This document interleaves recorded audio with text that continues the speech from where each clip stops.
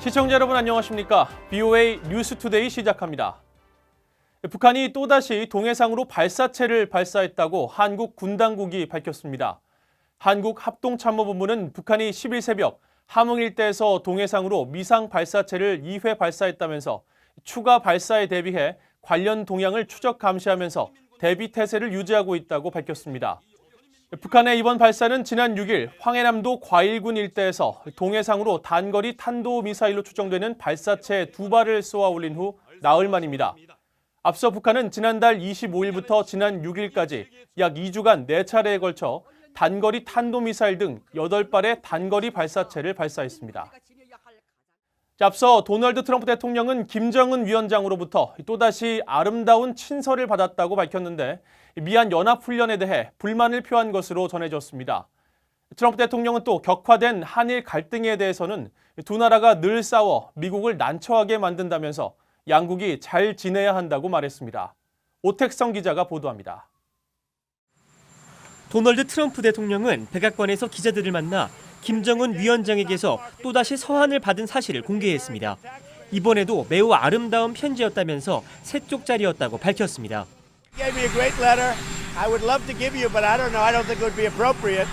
트럼프 대통령은 그러면서 김 위원장은 시험을 달가워하지 않는다고 말했습니다. He's not happy with the testing. It's a very small testing that we did, but he wasn't happy with the testing. He put that in the letter. 트럼프 대통령은 테스트, 즉 실험이 무슨 뜻이냐는 기자들의 질문에 워게임이라면서 과거 자신이 지칭했던 미한 연합훈련임을 확인하고 자신은 그것을 좋아하지 않는다면서도 이 훈련은 중요하기 때문에 진행하는 것이라고 밝혔습니다. I've never liked it either. I've never liked it. I've never been a fan. You know why? I don't like paying for it. But I don't like it either. But I said do this because this was a big test.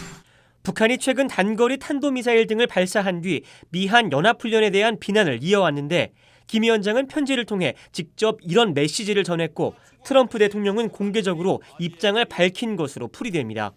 트럼프 대통령은 그러면서 김 위원장과 자신은 다시 만날 것으로 생각한다고 말했습니다.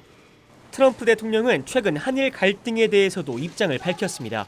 한국과 일본은 항상 싸운다면서 사이좋게 지내야 한다고 강조했습니다. South Korea and Japan are fighting all the time. They've got to get along because it puts us in a very bad position. 트럼프 대통령은 한국과 일본이 서로 사이좋게 지내야 한다는 말을 2번이나 반복하면서 양국이 마주 앉아 문제를 해결하기를 바랐습니다. BOA 뉴스 오택성입니다. 이런 가운데 미국의 전문가들은 미국과 북한 간 실무 협상이 열릴 가능성이 높아졌다고 분석했습니다. 하지만 실무 협상이 열려도 당장 큰 성과를 내기는 어려울 것으로 전망했습니다. 김영교 기자가 보도합니다. 토마스 컨트리맨 전 국무부 국제안보 비확산 담당 차관대행은 미국과 북한 간 실무 협상이 곧 열릴 것으로 기대한다고 말했습니다. 하지만 성과를 위해선 양측이 협상을 벌여야 한다는 것인데 큰 성과는 어려울 것이라고 분석했습니다. In order to proceed, I hope that both North Korea and the United States have a more realistic view of accomplishing denuclearization and normalization step by step. 제프리 루이스 미들버리 국제연구소 비확산 연구센터 소장은 미북 비핵화 실무 협상이 열린다 해도 실질적인 성과를 내기는 어려울 것이라고 예상했습니다. 비핵화에 대한 양측의 이견은 아직도 좁혀지지 않은 데다 북한은 제재 완화나 평화협정, 미한 연합훈련 중단 등에 초점을 맞출 것이란 분석입니다. Every time we have seen this administration try to press the North Koreans on that issue, for example, using the CVID language, the North Koreans have stopped communicating. So while I do think it's possible to start working level talks about, broader issues of interest to the North Koreans. 조셉 디트라니 전 육자회담 미국 측 차석 대표는 2012년 이후 비핵화를 목적으로 한 실무 협상이 처음 열리는 것 자체만으로도 좋은 신호가 될 수 있다고 강조했습니다.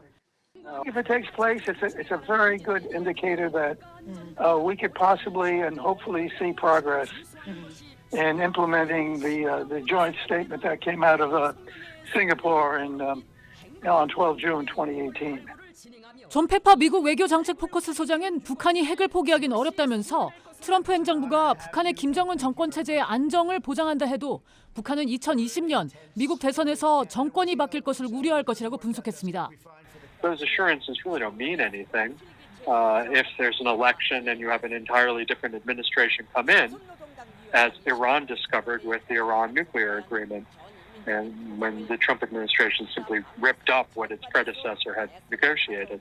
페퍼 소장은 그러면서 미국 양측이 접점 찾기가 쉽진 않겠지만 양측이 일정 부분 양보를 한다면 접점 만들기가 전혀 불가능하진 않다고 말했습니다. VOA 뉴스 김연경입니다.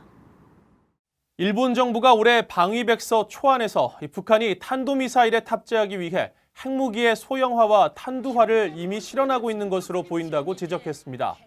이달 말 발표 예정인 일본 방위백서에는 이 같은 내용과 함께 북한이 여전히 중대하고 긴박한 위협이라는 표현이 명기됐다고 일본 교도통신이 9일 보도했습니다. 방위백서에는 또 안보 협력 관련 기술에서 한국에 대한 언급 순서를 지난해보다 뒤로 늦추면서 호주와 인도, 아세안에 이어 네 번째로 언급된 것으로 알려졌습니다. 이는 한일 군사정보보호협정 연장 문제가 부각되고 있는 가운데 안보 분야에서 양국 간 대립을 둘러싼 일본의 입장을 분명하게 드러낸 것이라고 교도통신은 전했습니다. 제재의 영향으로 북한 선박의 운항이 매년 급감하는 가운데 올해 상반기엔 더 많이 줄어든 것으로 나타났습니다. 안전검사를 통과한 선박은 단 한 척도 없었습니다. 함지하 기자의 보도입니다. 아태지역 항만국 통제위원회 이른바 도쿄 MOU의 자료에 따르면 올해 1월부터 이달 9일까지 해외 항구에서 안전검사를 받은 북한 선박은 32척이었습니다. 이는 전년도 같은 기간의 52척과 비교해 20척, 약 62% 줄어든 것으로 북한 선박의 운항 횟수가 크게 감소한 겁니다. 아태지역 항만국 통제위원회는 전 세계 선박들을 무작위로 선정해 안전검사를 실시하는 만큼 모든 선박의 입항 횟수를 다 반영하진 않습니다. 그러나 안전검사를 받은 선박이 줄어들었다는 건 해외로 운항을 한 북한 선박의 전체 숫자 역시 줄어들었음을 의미합니다. 북한 선박들의 운항 감소는 제재 국면 이후 계속 관측되는 현상입니다. 2016년까지만 해도 안전검사를 받은 북한 선박은 275척이었지만 2017년에는 185척으로 줄어들고 지난해에는 79척으로 급감했습니다. 북한 선박들이 중국보다 러시아로 더 많이 향한 점도 주목됩니다. 올해 검사를 받은 32척 중 중국에서 검사가 이뤄진 선박은 12척으로 러시아의 20척보다 적었습니다. 2017년까지만 해도 북한 선박들이 가장 많이 향한 곳이 중국이었던 점을 감안하면 큰 변화입니다. 이런 가운데 올해 안전검사 대상이었던 북한 선박 32척 모두에서 결함이 발견된 것으로 나타났습니다. 또 이 가운데 동명구호와 청단호, 사형산호 등 6척은 문제가 해결될 때까지 출항이 보류됐던 것으로 파악됐습니다. It reflects the poverty of North Korea, that their ships earlier years in the 60s and 70s, North Korea was industrializing quite well, actually. 북한 선박들은 상당수가 1970년에서 80년대 건조된 노후 선박들입니다. 이들 선박들은 2016년 이후 매년 결함 발견율 100%를 보이고 있습니다. VOA 뉴스 함지아입니다.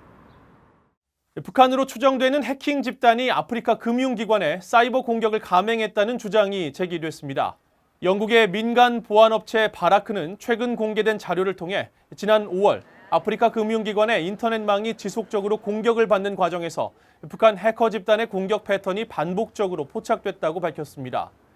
이 보안업체는 또 해킹 시도 과정에서 북한에서 서명한 암호화된 인증서가 남겨진 점 등을 들어 북한 해커 집단이 공격했을 가능성이 매우 높다고 분석했습니다.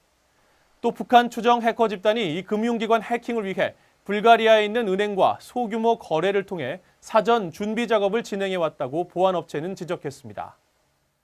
이런 가운데 북한의 사이버 위협은 러시아, 중국, 이란과 다른 종류이며 북한은 적자 해결을 위해 다른 국가에서 돈을 훔치는 유일한 나라라는 지적이 나왔습니다. 핀란드 사이버 보안 전문 업체 F-Secure의 최고 연구 책임자 미코 히포네는 최근 캘리포니아에서 열린 세계 최대 규모의 정보 보안 행사 블랙캣 연설에서 이같이 밝혔습니다.